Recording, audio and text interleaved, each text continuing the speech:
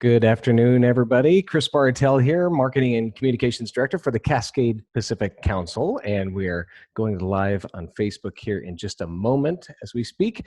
I'm super excited about today because we're going to talk about empathy and communication for scouting, and this is going to be a really great topic, and so we'll have a little conversation here. If you have any questions, you can chime in here on the chat as well as on Facebook as well. And we'll get to those questions at the very end, and I'll let folks in as we get going here. But first of all, what we're going to do is I'm just going to give a little bit of information as to how these webinars work out.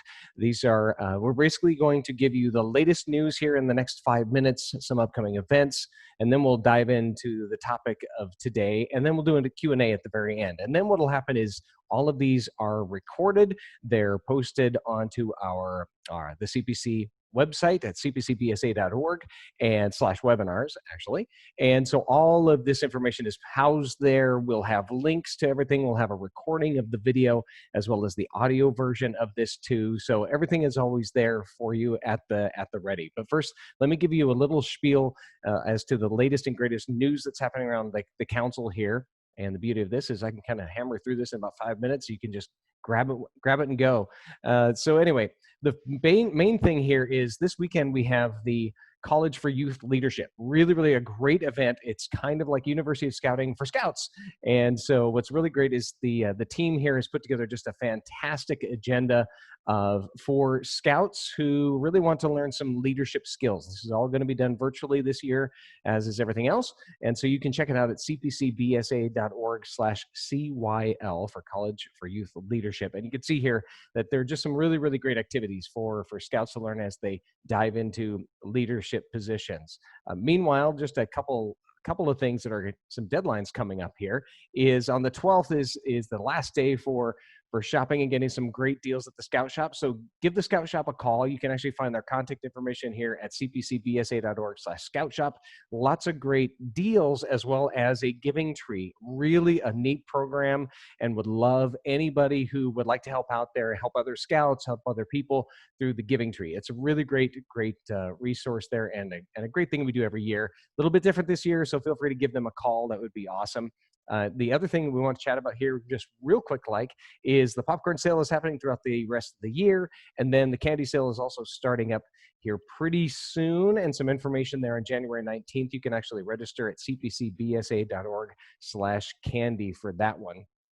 Couple last things here is that the properties are currently closed and for any activities right now because of COVID, of course, and the shutdowns across the states and whatnot. But what would be great is if you want to find out more, come to the webinar on the 16th. And it's going to be a great webinar hosted by our camping team. They'll give us the latest and greatest for summer camp and all the precautions that we're taking and all of that. It's going to be great stuff. So you can check that out. And also don't miss the roundtable here actually tomorrow. So join us for that. You can actually register for most of our events. You can register or get links to them on our Facebook page as well at cpcbsa.org, actually facebook.com/cpcbsa/events. And you can also go to our website and find the calendar there, and that has links to everything as well. So lastly here, one last thing here. We already talked about College of Youth Leadership, but Scout Quest is coming up. So actually we extended the registration deadline to the 15th. So not the 10th that you see here, but actually the 15th. So get in on that. Super fun, family-oriented, awesome adventures and activities. So especially if you have kids coming back to town or family coming to town, you're staying in your small group, but there are some really fantastic adventures. You can see a teaser of a lot of those at our Facebook page. They are hilarious. So that's some really good fun stuff for you and the family to do. And you can get that at cpcbsa.org/adventure club. Okay, enough of my babbling on about all the latest and greatest news and events happening around. I'm now going to introduce our awesome speaker, host, co-host today. And he's just been awesome. He did a University of Scouting a piece about this as well, and that's how we got connected. And so Dave Carsten, Dr. Dave here is here. he is not only, like I said, a University of Scouting instructor, but he wears a couple of hats, as you can see here. He's a scout leader, assistant professor at OHSU, the vice chair of the Dental Commission of the Washington State Department of Health, and the head of infection control at Washington State Department of Health. So I think he knows a little bit about what's going on here these days. So Dave, I'm going to hand it over to you, and thank you just so much for being here today and helping us out with this. This is such a great topic, and one that, as I say, is evergreen, that we can talk about for a long time. So I know you're going to teach us some really great stuff about empathy and communication. I will now pass it on to you, Dave. Go for it. Well, thank you very much, Chris. Let's switch the share screen and we can get started on that. You know, I've got a long history in scouting. I joined as a cub in 1965. So I've been with this program a long time. I remember that I went to, well, my scoutmaster was an acquaintance of Baden Powell. He was old when I knew him. And I went to Philmont and did the NGLIT training in 1972. So that was the pilot for, actually, that was the pilot for the Wood Badge course. Oh, wow. That went then. And so I've been involved in Wood Badge for a very long time. Done a lot of things, but the other part of my life is being involved in healthcare. And so I have a degree from the University of Washington in dentistry, but I also am an anesthesiologist. And so why do that? It's because people hurt and people are fearful. And so how can you work with people that have been psychologically or physically injured? Well, you've got to learn more than just drugs. You have to learn how to talk to them and how to understand what's going on. So that's why I got very interested in some of these topics about communication and empathy, and it relates to scouting. In fact, I relate scouting to healthcare, is that we're trying to take care of the whole person in scouting, and not just the youth, but the adults too. So when we can build better relationships through communication and empathy, and some of the other topics that I'll talk about in this talk, we can do a lot for ourselves, and we can do a lot for all the other people in our scouting units, and we can do a lot for our communities.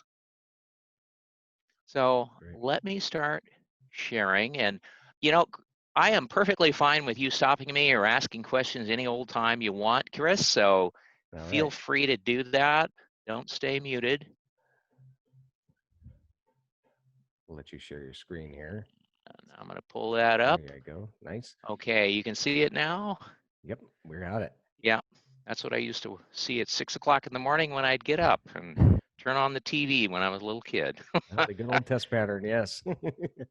Yeah, just at the end of last summer, we were out at Ledbetter Point. So, you know, it's a great thing, even during the COVID time, to get outside, do a little hiking. And so our unit said, well, we're going to go out and do something. So we went as families, and we went out to see the ocean. And so our family went up to Ledbetter, and we went there right at sunset. And there wasn't a soul there, and the sun was going down, and we saw this. You know, it's one of those things that scouts get to do that most other people don't. And I mean, it's by choice. We do this by choice. So we can make choices that will make a difference for ourselves and others. And so let's start talking about that. But first, I'll let you get to know me a little bit. This is my son, Davin. Davin is 17. He's trying to finish up his eagle right now. And those are the two neighbor dogs. And our dog, Kiki, is more in the foreground. And that's my wife. We were visiting up at the Glass Museum in Tacoma. And another picture of Kiki. But this is part of my scouting family. I've done Wood Badge as a participant a couple of times. And so this was in 2016. I was updating. So there's my wife and my son. My wife has gone to Wood Badge as well. And my son's been to NYLT. And you probably see some familiar faces there. So not this past summer, but the summer before, our unit went up to Alaska. And one of the things that we did is our family went out to Kenai Fjords And it really struck me that this was a little bit like Middle Earth. And here we were doing some hiking up in the mountains, and that's my son with my cousin's dog. You'll never guess what the dog's name is, Frodo. But of course, they had fires up there at that time. And so here we are near the Centennial Glacier, and it was really smoky. We even went through some spots where it was so smoky you couldn't see in front of you. And we were seeing sparks flying across the road. And that's up on the top of Hatcher Pass there, right at the top. Alaska is a really cool place to go, especially if you can go with your unit. And our troop had a great time. Some of them went to the Lost Lake summer camp that they have up there near Fairbanks. Incredible. It's one of those things that scouting brings to you, is that ability to go see things that other people don't see. Of course, our dog, she got to do a little hiking at home. She stayed home, and this is one of our scouting friends. Um, Kiki really rather travel and be carried, but that's okay. She does a little hiking. This is her preferred spot. And you know what? Dogs can be happier because they stay in the moment. They are concerned about relationship, and they are great at empathy. You know, one of the things we know, although that dogs don't have the processing power of humans, they're really experts at empathy and understanding what's going on for other people. And it's something that we need to learn from them. You know, some of this stuff that goes on really becomes a philosophical discussion between Hobbes and Locke. And you know, the thing is that Hobbes suggested that people are at heart brutally cruel, selfish, and greedy, and you need to have an authoritarian structure. And Locke said that people are naturally good-natured and will tend to make intelligent decisions for themselves. They can have a self-determination, and that's what exactly the observation that Baden-Powell made.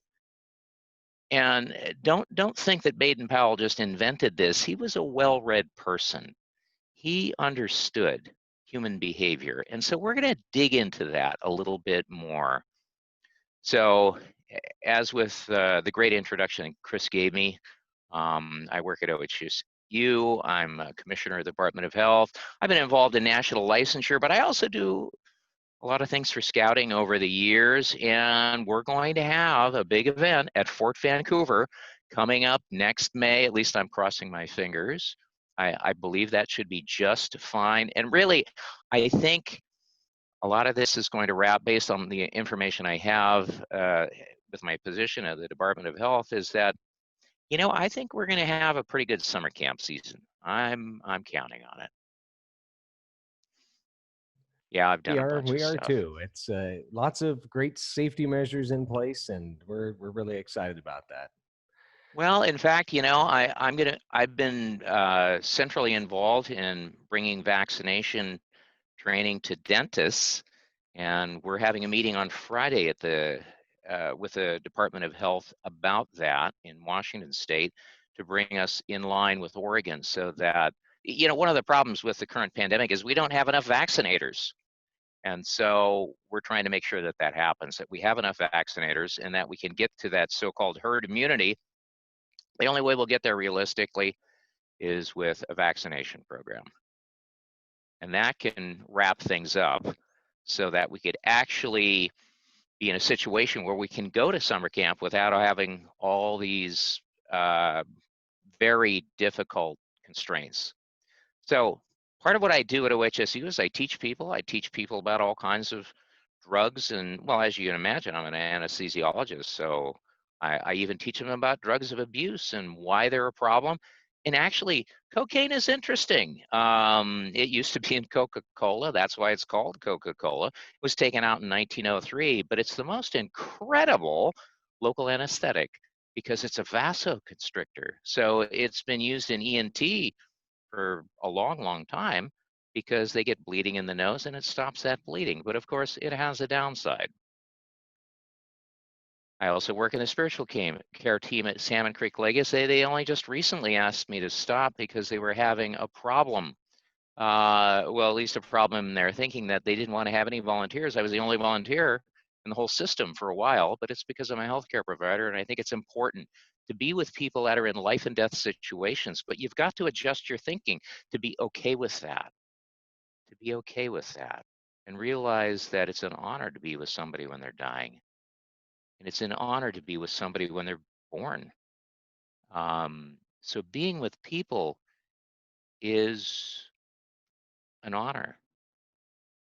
So I've done lectures on compassion, fatigue, and more. 2015, 2017, 2019 at Salmon Creek Legacy. It's usually for nurses, and I'll share some of this is some of that same information, and I do that because it helps them.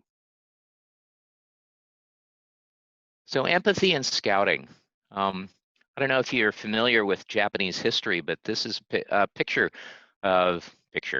drawing of Miyamoto Musashi, who was the greatest swordsman ever in Japan.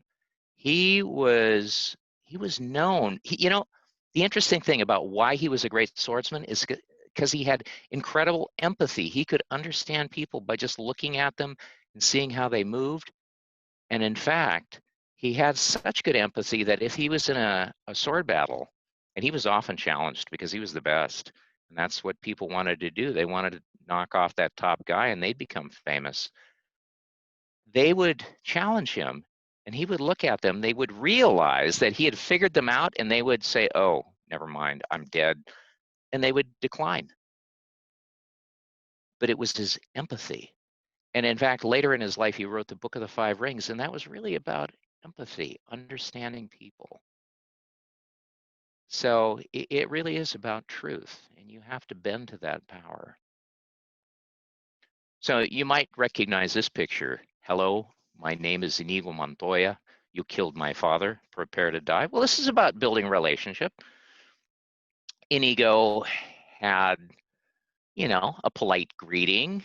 He gave his name, relevant personal link, managed your expectations. What was he looking for? Chris, do you remember who he was looking for?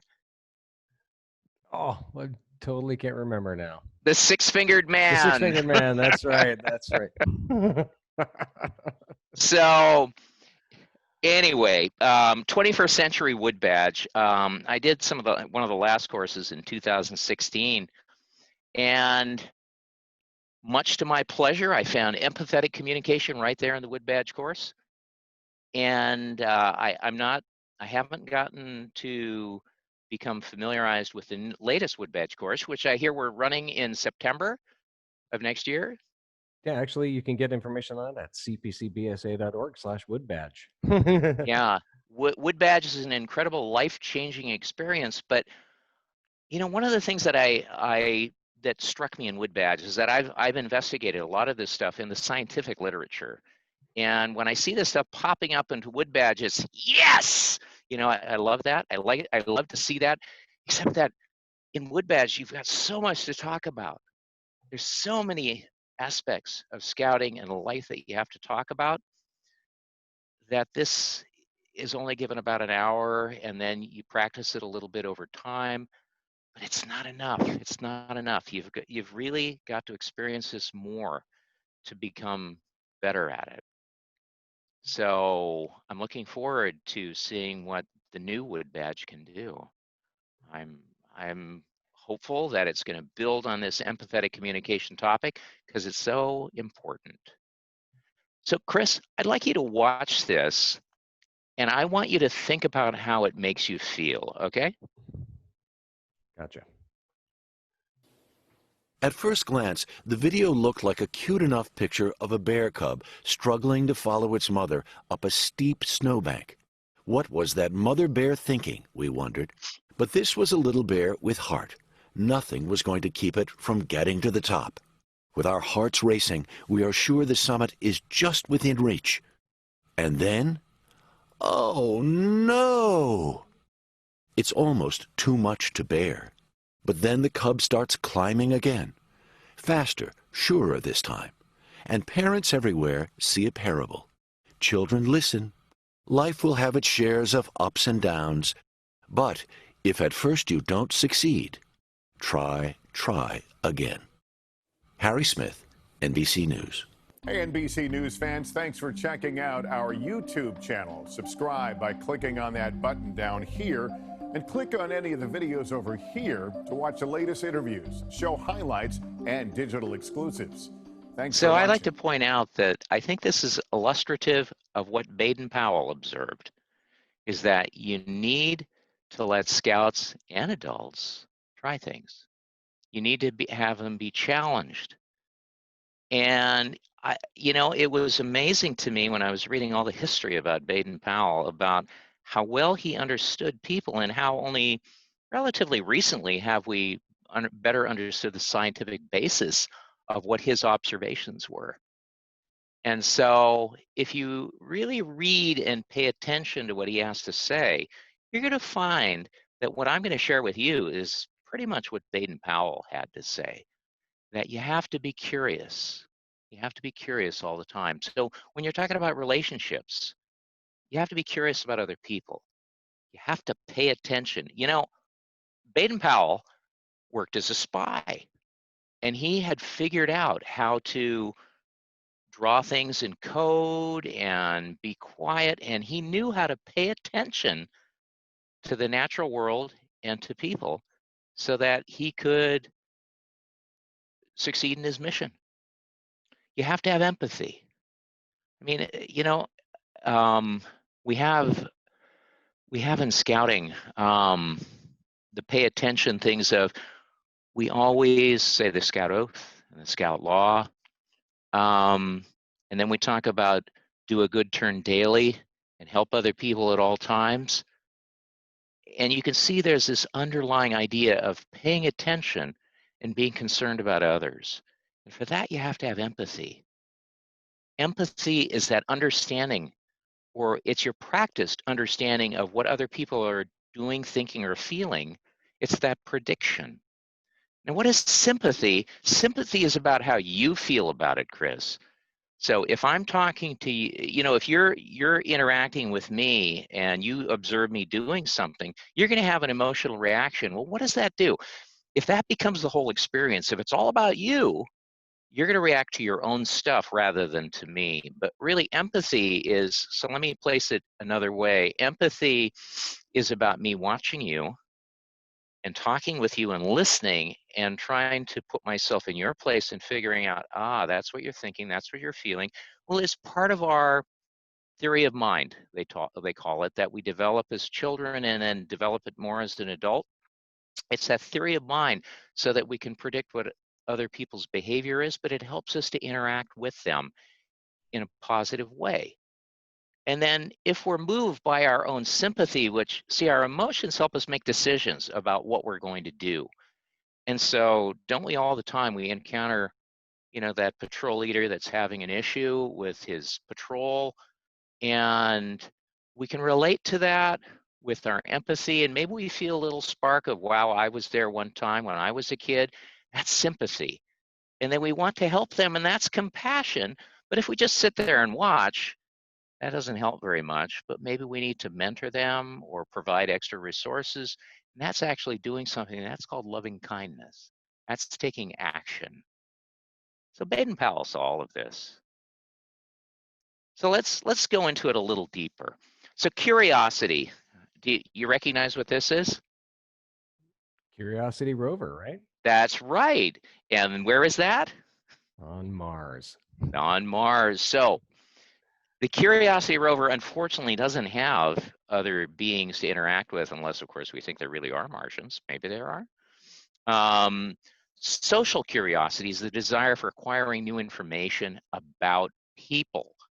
So you've got to be curious about people to build relationships. We've got to be curious about the adults we work with. We've got to be curious about the scouts we work with if we're really going to be able to help them. I mean, that's a huge part of what scouting's about. It's just not about helping me. It's about helping all those other people, help other people at all times. So you've got to be interested and watch. How do they behave? How do they think? How they feel? So that means that you can't have these dialogues going in your head about, I got to make sure the bear patrol gets their fire started, and not paying attention to the kid that's in front of you. You got to give them your full attention. In fact, it's better to just turn off the internal dialogue as best you can. Turn off that internal dialogue and just give them your full attention, because you'll probably be able to solve the problem as you listen, or they may solve the problem themselves if you can listen empathetically and get them to continue to talk. I mean, that's what I'd like to have happen, is our scouts come to the conclusion that they have the resources to solve their own problems. But it takes that kind of curiosity for us as leaders to do it, and also to model that. So paying attention is huge. It's all about being courteous, kind, and reverent, paying attention. So it's our job to love others without stopping to figure out whether they're worthy of it or not. Are they worthy of it? No. We need to have mercy. Now, this is part of reverence, is that mercy is doing things for other people even if they don't deserve it. That's okay. In fact, that's the right thing to do. Now, sometimes you don't want other people to pay attention, but usually you do. So, how do you get good at paying attention? How do you get good at paying attention? Well, you have to practice. You got to practice. So that's why we bring up meditation. So if you've ever hung around hospitals in the last 5 or 6 years, you know that a lot of them have discussions about mindfulness, and what they're really talking, and that's what they're talking about, paying attention. But how do you train your brain to do it? It's meditation. Now, what do you think of when I say the word meditation, Chris? Typically, I think most people think of, sitting on the floor, legs crossed, hands up, and but I know that's not Well, the case. that can be one way to approach it. And that's a way to practice it, and it's perfectly valid. I'm just going to say that that's just one little piece. That's one little piece. So for Buddhists, for instance, it's that focused attention and practice. So maybe they focus on a candle flame or something like that, and that's good. That's fine. It's a way to practice, because what it does is it rewires your brain to focus. But there are other ways to do that. Did you know that the Scout Oath is a meditation? The Scout Law is a meditation. We are repeating over and over the things that we want in ourselves. That is what makes it a meditation. It's repeating those things. So a lot of what I've learned about meditation or focus actually was from a Buddhist monk. His name was Geshe Larampa Tashi Gyatso. And so Geshe Tashi taught me that really meditation is much simpler than that, than a lot of people think. It's this repeating of things that you want in yourself. So what he does every morning when he wakes up, he wakes up and he says to himself, I'm going to relieve the suffering of all sentient beings. That's his meditation every day. And that's what he does. And it lays that down in his mind. So I want you to think about that. It's also a meditation if you say, oh, Johnny's mother just showed up again. Oh my gosh, I don't want to talk to her. That is a meditation, a negative one. And it's setting you up for failure with Johnny's mother. Or, oh no, Patrol Leader Jim is complaining again about not getting along with little Jimmy, the other Jim in that patrol. Oh my goodness, I don't know what to do. That is also a meditation. And in fact, we need to think about how can we positively couch these things so that we can have a success. And so when Mrs. Smith or whoever shows up and you're not looking forward to it, maybe you ought to think differently and saying, I'm going to start this over and I'm going to do better this time. That is also a meditation. It's so simple. It's so simple, Chris. But we have to do it. It becomes a discipline. We have to do it. So this is not just something that I invented. This has been studied for a very long time. Well, the Buddhists have studied it for 2,500 years, but Herbert Benson at Harvard has studied this, focused on this for more than 30 years. And so there's a whole thing to what meditation can do for you, but it's mostly rewiring the brain, but it can even affect how your physical being works.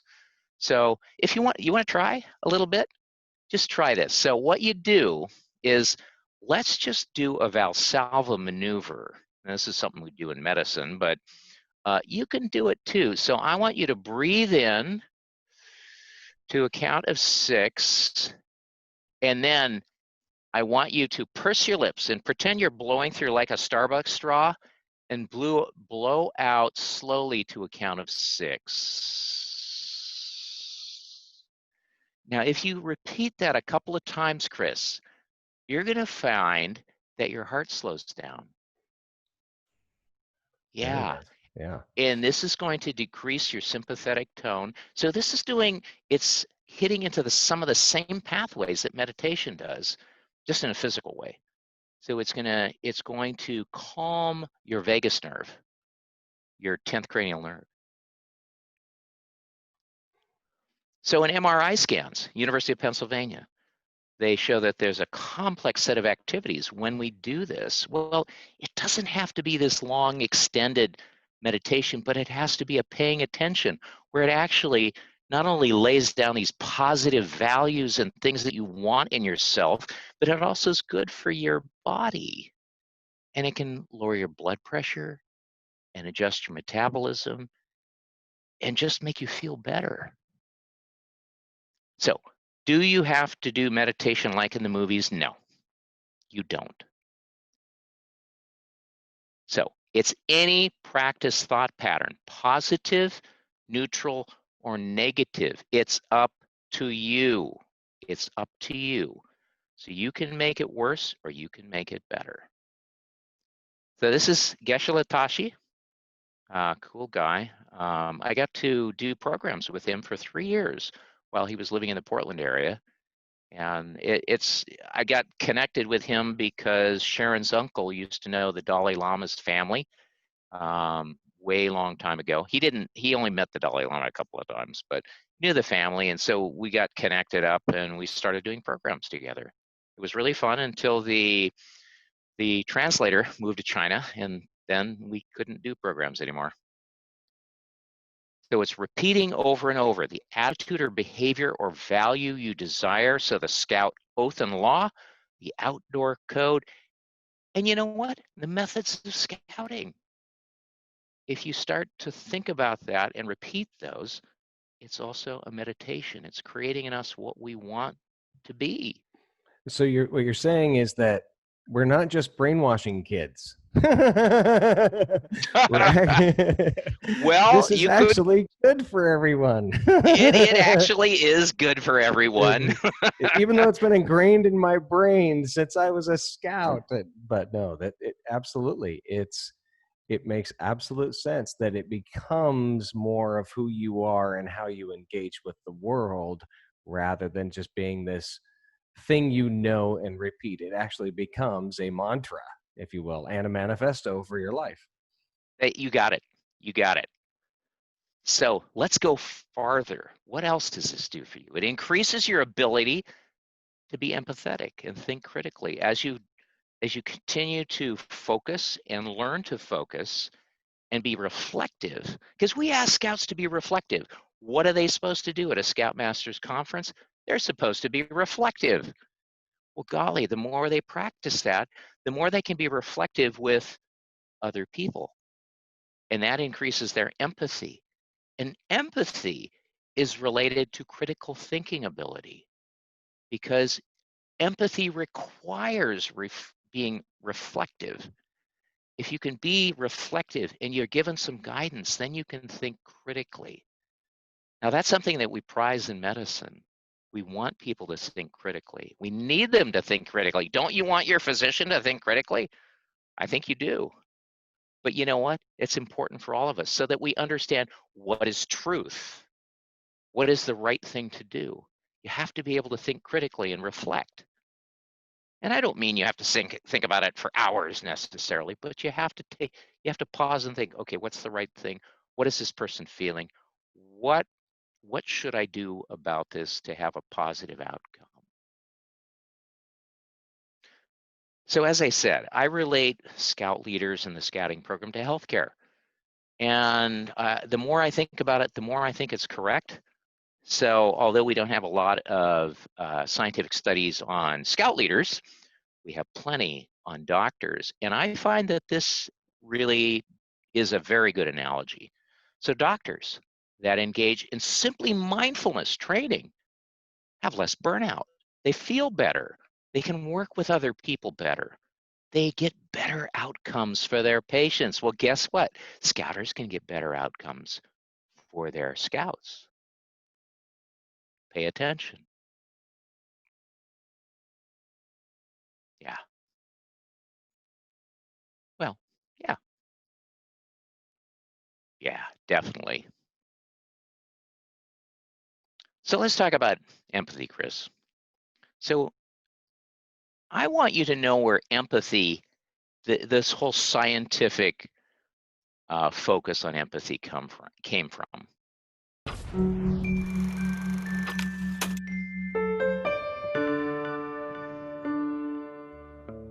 It's fascinating to me to think about, the beingness of creatures on this planet. And it's very obvious that we are human beings. So I always feel we have chimpanzee beings and dog beings, and I like to talk about them as he and she, which I was horribly criticized for at the beginning.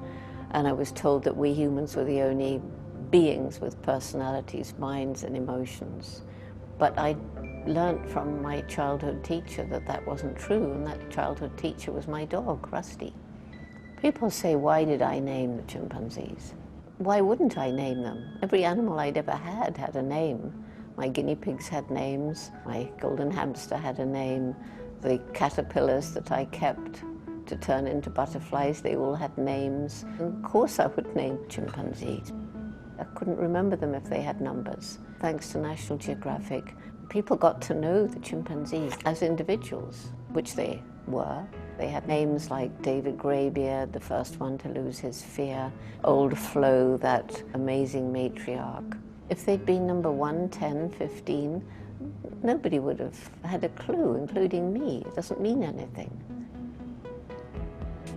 I was told you have to give them numbers because you've got to be objective as a scientist, and you mustn't empathize with your subject. And I feel this is where science has gone wrong. So you notice what she said about empathy, empathize. She introduced that word into the scientific literature, and she was highly criticized. That was back in the 60s. And gradually, people came to realize that she was 100% correct, that we need to empathize. So let me give you an example. What do you think of this? Toast causes cancer. How does that hit you? I think of burnt toast. You think it causes cancer? Yeah, I guess it'd be like you don't want to answer that, do you? Depends on how well cooked it is. You never know. Oh, okay. Scouts can cook some wacky things. So yeah, well, in fact, we know that burning toast can create acrylamide. So now I'm gonna put I have a degree in biochemistry, by the way. Acrylamide is produced when you have asparagine and a reducing sugar together. So that would be like toast. And you have to bring it up to about 250 degrees Fahrenheit. I'm thinking scouts bring it up to a little hotter than that a lot of times when they burn their toast on the fire. But in fact, it does produce acrylamide, but we didn't know this until 2002. It was a scientific group that worked for the Department of Health for the country of Sweden. And I think of them as Sven and Oli. When Sven's asking Oli, hey, what's that brown stuff on your gingerbread? And Oli says, well, I don't know, let's find out. And then, in fact, they found out when they analyzed that there was acrylamide. Well, in my time as a graduate student, I used to use polyacrylamide gels. Well, they're highly toxic, neurotoxic, and they can cause cancer, and it's really bad stuff. Well, we found out Oh my goodness, it's in food. So what did the Swedish group do? You know, they researched this, and it popped out in the Stockholm newspaper. And everybody in Sweden stopped eating bread for 4 days until they thought it over and they said, I don't like this. I don't want to believe it. And in fact, the way it was presented, it wasn't very empathetic to the people, because, you know, people have been eating bread for thousands of years. They don't want to believe that it has something that causes cancer in it, but it does. So if you cook food to 240 degrees Fahrenheit, and it's got asparagine and a reducing sugar, and actually other things will do it too, you'll get acrylamide. And it's on cancer.gov. FDA has it, and the CDC all have it on their websites. It's absolutely true, but we don't want to believe it, right? Nope, we don't. And in fact, it's so true that companies have started to create products that don't go that way, that would produce less acrylamide. And, you know, a human can detoxify this in their liver. But what has it most? Well, French fries, potato chips, and breakfast cereal, and cookies. None of this we want to believe, and yet it's true. Part of the problem with this is it was presented in a very unempathetic way, and still people don't want to believe it anyway. Even American cigarettes have acrylamide in them. One bag of potato chips has about 30 micrograms, which, if you look at it, if you weigh 150 pounds, you can detoxify about that much. If you start adding up all that you have in your diet, it may give you pause. And that's because we have what's called confirmation bias. And we question what is actually trustworthy. But a lot of it plays into empathy, and we have to have empathy for people that do have this kind of confirmation bias. And either we have to help them think through, or at least have the empathy to know that they are troubled by confirmation bias. But it's a logical fallacy, and we all engage in it, just because, you know, there are things we don't want to believe. Or how about this? Here's an example from the medical literature, another one. There's a fellow at NIH, there's actually a group of them. They go out and look for research that maybe was paid for but was never published. And so there was this huge study on saturated fat and vegetable oil. And well, so what's your assumption? Saturated fat is bad or good? I think it's good. I can't. There's so many I can't Okay, recall. well, it's gotten confusing. There's unsaturated, polyunsaturated. I can't keep track. Yeah. Well, for a long time, it led us in the wrong direction. That people made some assumptions based on some studies that really weren't true. So Christopher Ramsden went out from NIH, the National Institute of Health, and looked for this great study that was done in the 70s, and there was a failure to publish the results of this clinical trial, and he didn't know why. So this was one of the best studies ever done on saturated fat and vegetable oil, and it only generated a single paper after all the money they spent on it. So it was a gold standard study asking, is vegetable fat better than animal fat? And in fact, what they found was that the opposite was true. And it never got published because they were afraid of what people would think to say the truth. Huh. Trustworthy. And in fact, it's given people this idea that you can't trust what you hear. And I actually have been saving this since 1977. I ripped it out of the paper. But I mean, it's like for a time there prior to 2000, it seemed like every time you turned around, something else caused cancer. And so, you know, people just finally said, to heck with it. I'll just do whatever I want. Yeah. So in fact, this has gotten people to the point where they don't pay any attention and they eat donut burgers. This is a real thing, by the way. So you geez. can imagine how much acrylamide's in that thing. And hey, why stop at 1? If you're going to have 2,000 calories, why not have 4,000? Yeah, it's a real thing. So empathy is a part of politics. It's a part of science. It's a part of life. It can be good or evil. It's not all good or evil, either one. It's about understanding how people feel and how they're going to behave. And it's all about trustworthy. So I've had my own empathy challenges, or at least I've observed them. There was a time when when I was an anesthesia resident, and I would have to go out and check with people before they had an operation. There was a 60-year-old woman who had had uncontrolled diabetes for 25 years, and she didn't really hurt, and she was able to manage, but she wasn't getting treated. And she didn't get treatment until her toes turned black and they started to fall off. And so she went into a doctor finally. Well, she was scared. She was scared. And I tell you what, she was treated rather poorly. And we don't really know her story of why she didn't want to get help. But it was so sad. And then when she was there with those bad toes, and she was apologizing to me, and it really was incumbent on me to be with her in that moment and be empathetic.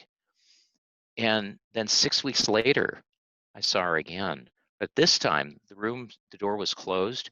Nobody would go in there because she had gangrene and she was going to lose her legs instead of just her toes. It was so sad. Or there was another case, a 32-year-old female that had a gastric bypass. When she had the bypass, she weighed 400 pounds. And when I saw her a couple of years later, she weighed 460. And I started to listen to the people in the room talk about her and how they thought she was so stupid, and yet they never knew her story. And so she had pneumonia, and we were trying to put in a chest tube, and they had ordered up a tube. And now this lady, they had to cancel her twice because they couldn't get an IV started because there was so much fat. And the chest tube that they ordered, we got her anesthetized, and that's no small thing when people weigh 460 pounds. And the chest tube was too small, and we had to wake her up, and she had to do it yet again. It was really sad, but it struck me, helpful, friendly, courteous, kind. This not the way the people were responding to that was just not right. A lack of empathy is really a common patient complaint. Empathy is lacking in a lot of healthcare. Why? And is that a problem in your scouting unit? Well, in scouting, we have empathy challenges too. A young scout complaining that another scout was mean to him. So what's going on there? We need to step back and try to see what are they thinking? They're not doing that to just bug you. There's something going on. Or a patrol leader says that the scouts don't listen to him.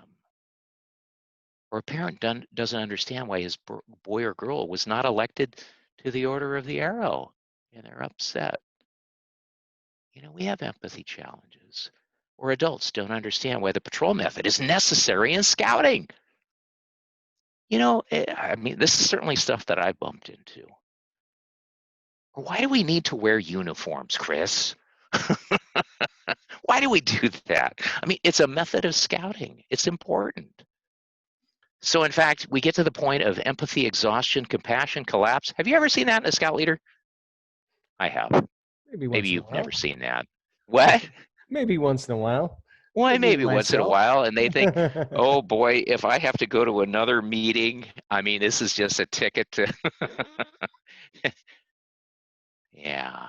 So there are books. There are written about the human side of medicine and what doctors feel. Well, really, there ought to be books about what it's like to be a scouter and how they feel. And it can be wonderfully rewarding, but it can also be hard if you don't quite have enough tools to make it better. So there have been many books written about the philosophy of medicine, and there is an exploration of why did we get away from being empathetic. There was a guy named Osler that really pushed this idea. He pushed it for about 50 years that we should be detached from other people and just look at them very, like this is like a laboratory experiment. And his idea was that you would make a better decision. Well, we found that that wasn't true, that the happy medical practice was really about remaining unencumbered by the patient's problems. Well, why do we do that? It's because we don't want to be vulnerable. We're perfectionistic. Oh, the scout leader's got to set up that tent because the scouts don't do it right. Or the scout leader's got to cook their dinner because they don't do it right. They have to learn and they'll get better. And it's okay. It's because too many of us are tied to the outcome. We want them to win this competition. It's the process that's the important thing, not the outcome. We project our own outcomes. And these are barriers to helping other people at all times. The Scoutmaster's Handbook lays this out. Scouting for Boys. That's what Baden-Powell wrote, lays it out. The single most difficult action of a scouter is inaction. Let the scouts do it. Allow them the privilege of realizing their own outcome. And it's only fair and appropriate if you've prepared them. And in order to prepare them properly, you have to pay attention. You have to be empathetic. You have to be curious about what's going on for them. You have to relate it, sympathy, to your own issues that maybe you had when you were a kid. I mean, that's the only way you can do that well. You have to be willing to be vulnerable. Tell them, you've blown dinner before too. Maybe it was when you're 14. Maybe it was yesterday. The idea is to strive for excellence, not perfection. We can't tie ourselves to the process. We need to tie ourselves to the process and not the outcome. Don't project your own personal outcomes. So we know that physicians do better if they're emotionally attuned to their patients. We also know that scouters do too, if they're emotionally attuned to the people that they're with, the scouters that they're with and the scouts they're with. Understanding those people you're with makes all the difference in making this really feel valuable to you. So overall, physicians are more effective healers and enjoy professional satisfaction when they engage in empathy. The same thing applies to scouters. So let me talk about an example. There was a white paper from Harvard in May of 2014, and it talked about placebo effect. So placebo effect is a real thing. It's not just made up. So what is that about? How powerful? It's about the power of words, really. It's about the power of words. And think about how we can affect the outcomes for people, the outcomes for kids, the outcomes for adults. So let me give you two examples out of many. So there was a study done. There are a couple of studies I'm going to refer to.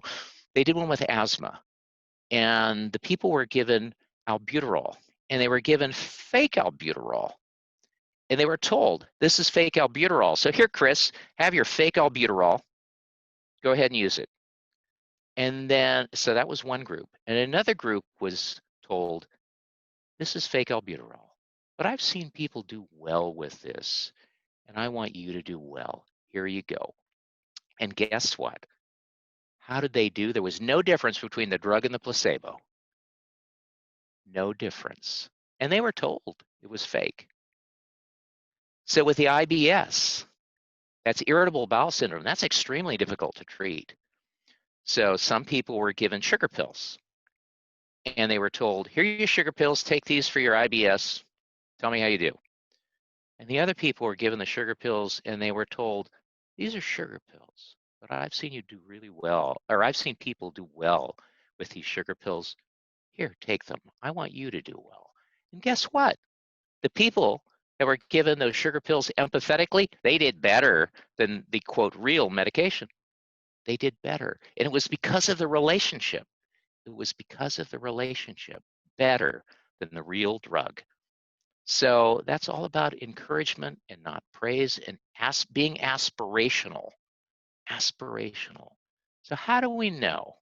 How do we know that you can measure empathy? Well, there's a thing called the Jefferson Scale of Empathy, and it's been validated in the literature several hundred times. And we can actually measure empathy as a real thing. Now, I can't show you a pound of empathy, but we can measure it and we can track it. So this has been so important, the work of Jane Goodall, and then these studies of outcomes of patients, that the medical community changed their entry exam, the MCAT. They threw out half the questions in 2012 and reformulated their tests. So now half the questions are focused on critical thinking and empathy, whereas it used to be on absorption of specific knowledge. It's totally changed it. So is it going to choose the scientist, humanist, spiritual doctor we want? We're hoping. We're hoping. They're not going to be popping out for another few years. But you need somebody that's going to listen and understand people. The same thing applies to scouters. Someone who will listen and understand. It really is adapt or perish. So, Chris, I want you to watch this, okay? Listen.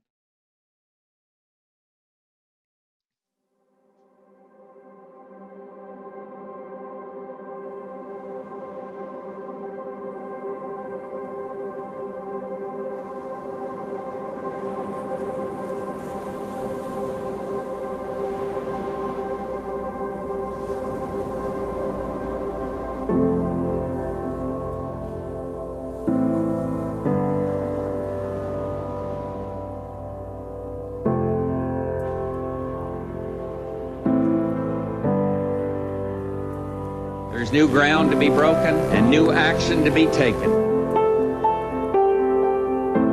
It does require, however, our best effort and to believe in ourselves. We cannot slip backwards. We must go forward together. I believe opportunity looks a lot like hard work. That special spirit that says, give me a challenge and I'll meet it with joy. No matter what you're going through, keep going. What are we waiting for? We can do something right now. To go places we've never gone before, we've got to do things we've never done before. Because that goal will serve to organize and measure the best of our energies and skills. That challenge is one that we're willing to accept, not because they are easy, but because they are hard.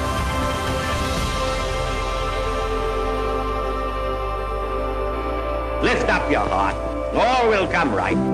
Out of the depths of sorrow and of sacrifice will be born again the glory of mankind.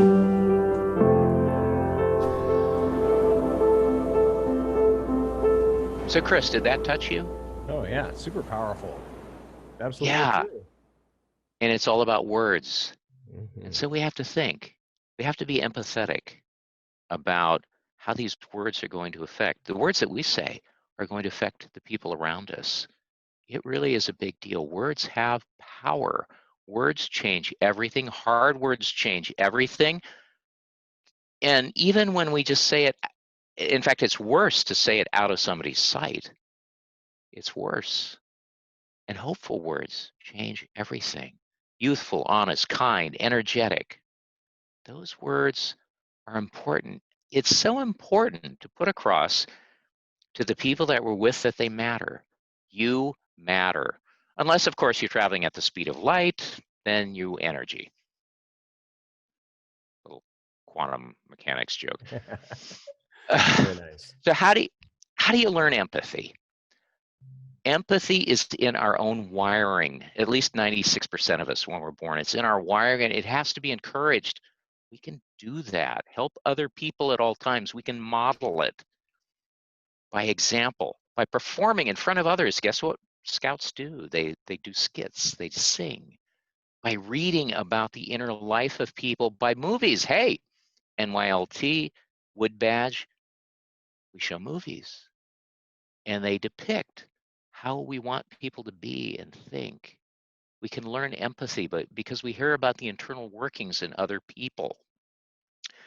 Let me give you a few examples. Spartacus, or Mr. Holland's Opus. I don't know if you remember that scene where he's working with the gal that was having trouble with the clarinet. She later became the governor of the state.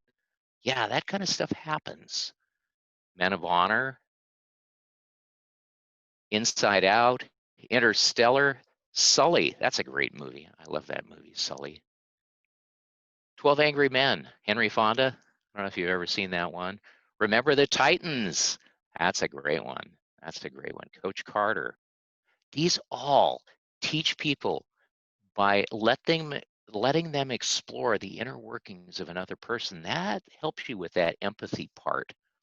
And how do we do that? It's by mirror neurons. We have it built in us that we have these cells that actually do this. They're called mirror neurons. So these mirror neurons, there's several different kinds. So some of the mirror neurons allow us to predict behavior of people, how they feel, how they think. Others allow us to copy, others allow us to learn. So how about, you know what, Chris, I'm going to test you. So I want you to copy what I do, okay? And let's see if you can do it. All right, you ready? Go for it. Oh. We have to, it's a weird mirror because it's Zoom, right? So it's actually, I know. See, oh, I knew. So anyway, the point is that you were pretty much able to do that. You're pretty much able to do that, and that's because you have mirror neurons that can copy. It actually is what I'm doing so that you can do it yourself. Well, we have those mirror neurons also that help us to predict other people's behavior. They help us to mirror it. So that's what allows us to do that. So we can exercise those by focus and even engaging in Scout Oath and Law, meditation, clear thinking. So yeah, it happens at we can watch this whole thing function in the brain. And we can watch it in fMRI studies. It lets us learn language and physical actions. You know what? How often have you taught a young scout how to do something by showing them? You know, you physically do it and then they do it, they watch. Some of the scouts get it from just you showing. They're using their mirror neurons, but they also watch by how you behave, how you treat other people. And are you really modeling those scouting values? So what they do is these young minds, they develop theory of mind skills. And part of that's empathy. Teaching, learning, and leadership, that's all taught by that. So this is me doing the mirroring thing that we just did, so I'm going to skip past that. Let's try it. We'll skip past that. So pay attention. That's the only way you can mirror, is by paying attention.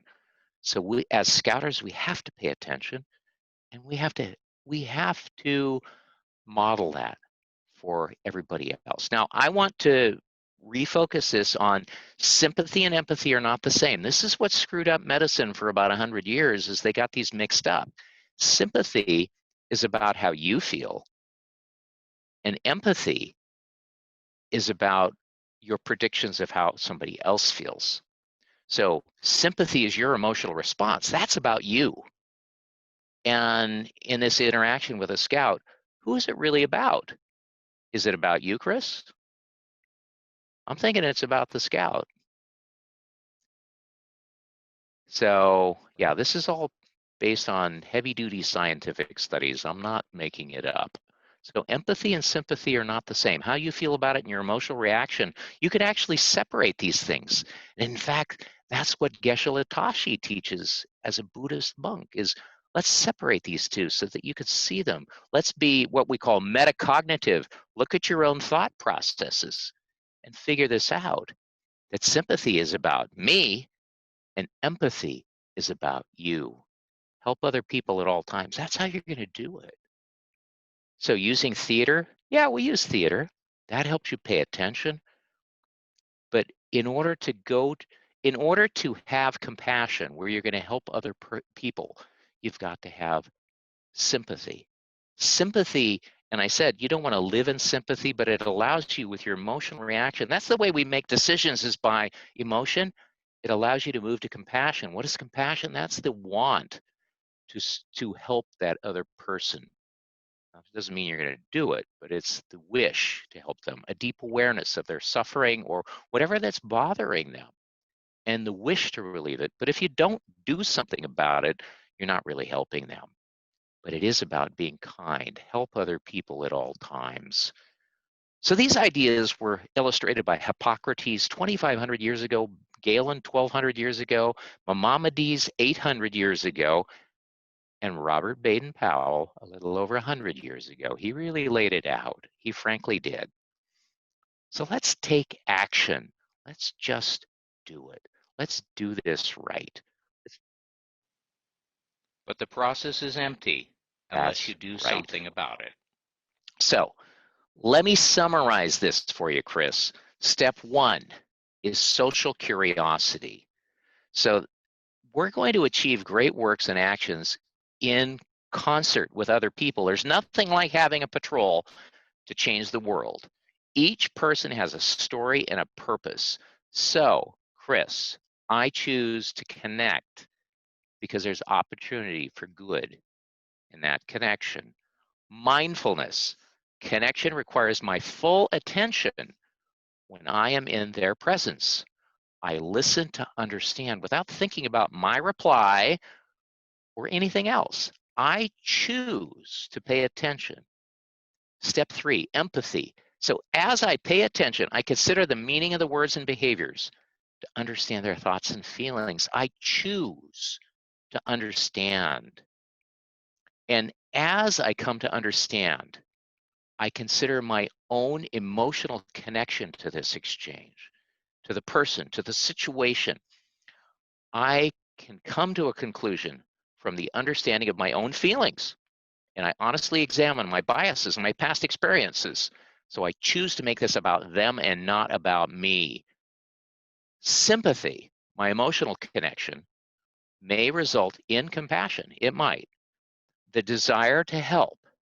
So I want their pain to stop. I want, whether it's physical or psychological, I choose to care. But of course, that's empty unless I engage in loving kindness. And that's action that fulfills the compassion. So I choose acts of loving kindness. I see those all the time in scouting, where people collect food, where they do things for others, where they help other scouters or scouts. That's what our program's about. So what about you? What about you out there? Are you going to act? Are we going to fulfill what Baden-Powell put together?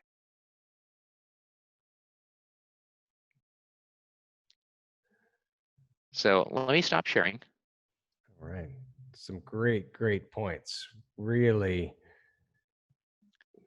excellent points, I tell you.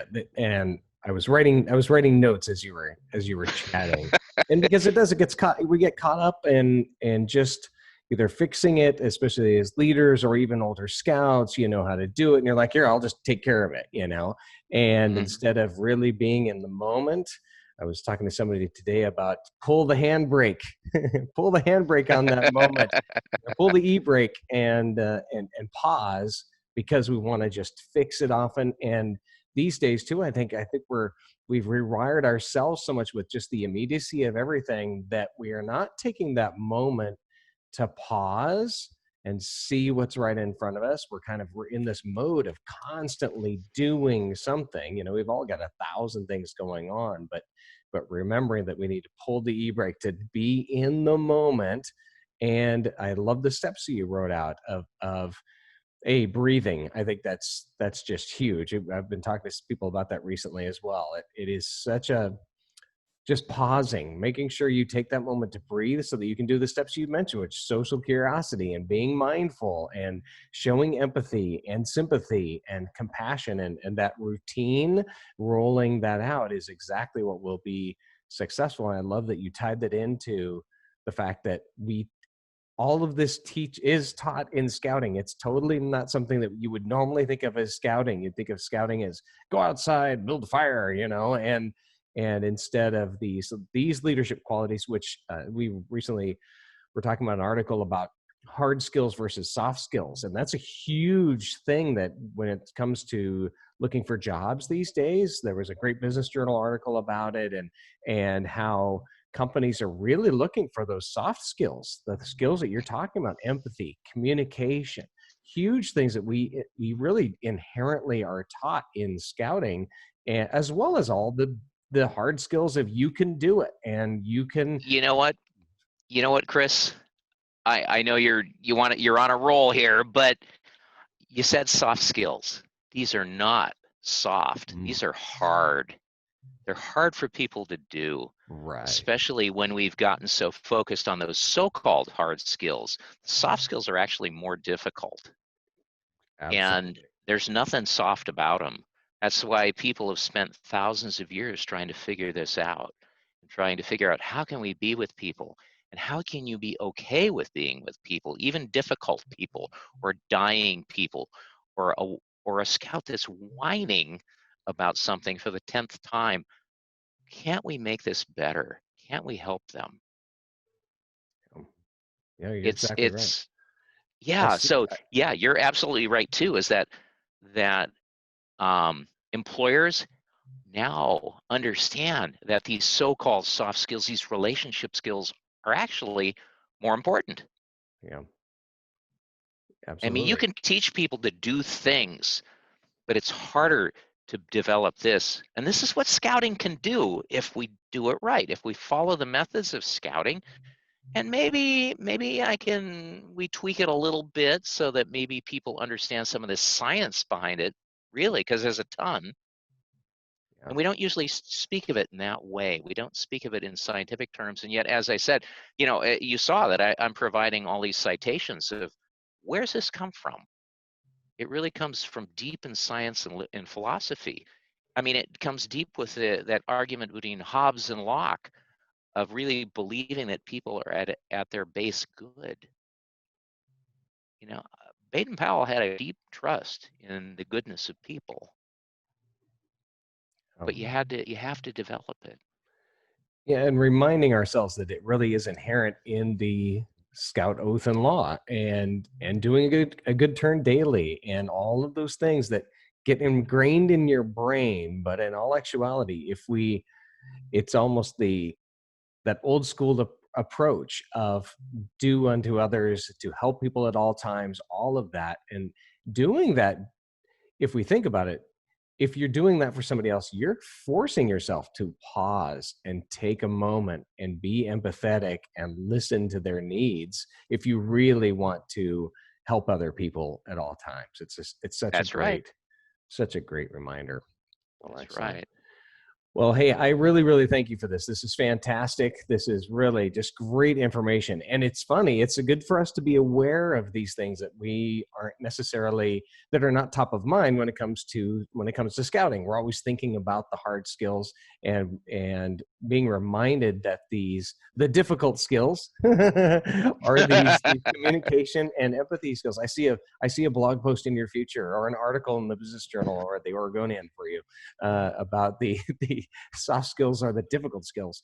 And anyway, so it really is, it's super, super important. And these days with all that's going on, and really taking a moment to, we've been talking a lot about how units can be successful moving forward. And so much of it is communication. And I know as a Scoutmaster myself, we're just kind of constantly talking to the parents and the scouts about, how's everybody doing, and how do you feel about this activity or that thing that we want to do, or this direction, rather than it being kind of the standard approach that we were used to, because everybody's just in such a trying time for everybody, and in different ways, that the communication part is and empathy is just really, really key to being successful in this thing, and keeping people scouting, and keeping people engaged, and all of that. So I really appreciate it. It's been really tough. It's been really tough on everybody. I mean, I deal with people that are really stressed from being within this pandemic time. It's why I keep giving people information about it. I think, as I told you, I've done 22 talks on COVID-19 since January, and it's because people are stressed. I've spoken to over 5,000 people about this because I know they're stressed and they need to understand better. We can understand how humans operate better by just looking at some of these factors. And like I said, I didn't make this up. This comes from long experience, from thousands of years experience, and it's what Baden-Powell derived from studying other cultures and looking at the science of his time. Well, he was right. Yeah. It really does work. Yeah. Absolutely. It's funny to think that something was created 110 years ago. It's still right. It's still right. Well, it was actually right. I mean, you know, the ancient Greeks, they kind of had it too. Right. It's just they didn't call it scouting. Yeah, right. That's you know, 2,500 years ago, they kind of had a lot of this. That's a really good point. And Baden-Powell was trying to take the best of all these different cultures and put it together so that we could make people better, help people be better. Yeah, excellent. Agreed. Well, thank you, Dr. Dave, Carsten, so much for your time today. Super, super helpful. For everybody who has been listening and watching and on Facebook and whatnot, we will have this all packaged up in a pretty fashion. It will be, the recording will be available on the blog, as well as we'll create an audio version of it and links to other materials and whatnot as well. So this is just really great. And this is something that's evergreen. We all need to have this ingrained in our brains, just like we do the Scout Oath and law and motto and all of it. And so I just really, really appreciate you for your time and really thinking thoughtfully through all of this content. It's really fantastic. So anyway, thank you so much, Dr. Dave, for joining us today. We're going to tune out now, and thanks all for joining us. And we will see you next time on the webinars. Check out our schedule at the Facebook page would be CPC at facebook.com. Sorry, facebook.com/CPCBSA/events. Too many URLs in my brain. And check that out. We're constantly adding some as we go about this. So this has been really, really fun. And I just thank you again, Dave, for your time. Have a great afternoon. Bye. You too, Chris. Thanks.